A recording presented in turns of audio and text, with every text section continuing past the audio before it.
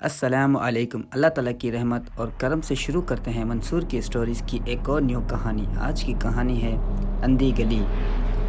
ہر شہر میں کچھ ایسی جگہیں ہوتی ہیں جہاں دن میں سب کچھ عام لگتا ہے، مگر رات ہوتے ہی وہی جگہیں خوفناک اور پراسرار بن جاتی ہیں۔ کراچی کے پرانے علاقے میں بھی ایک ایسی ہی گلی ہے جسے لوگ آج تک اندھی گلی کے نام سے جانتے ہیں۔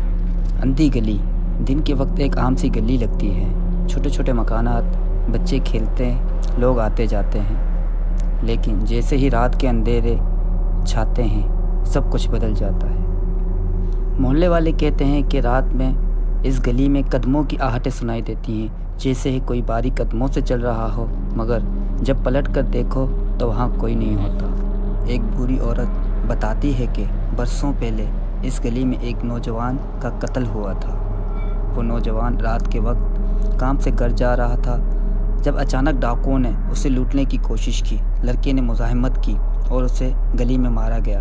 اس کے بعد سے کہا جاتا ہے کہ اس کی روح اب اس جگہ بھٹکتی ہے۔ کئی بار لوگوں نے ہمت کی کہ رات کو گلی میں جائیں، مگر جیسے ہی وہ درمیان تک پہنچتے تو آہٹوں کے ساتھ سرد ہوائیں چلتی اور کتے زور زور سے بھونکنے لگتے۔ ایک نوجوان نے بتایا کہ اس نے خود اپنی آنکھوں سے دیکھا کہ گلی کے کونے پہ ایک سائے کی جھلک نظر آئی جو اچانک کہیں غائب ہو گئی۔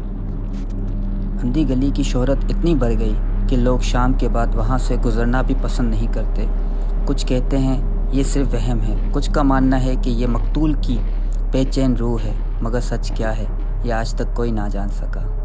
کیا واقعی یہ ایک بھٹکی ہوئی روح ہے یا محض انسانوں کے دل کا خوف؟ یہ فیصلہ آپ کریں۔ اپنی رائے کمنٹس میں ضرور بتائیں اور مزید ایسی کہانیوں کے لیے چینل کو سبسکرائب کریں۔ اللہ حافظ۔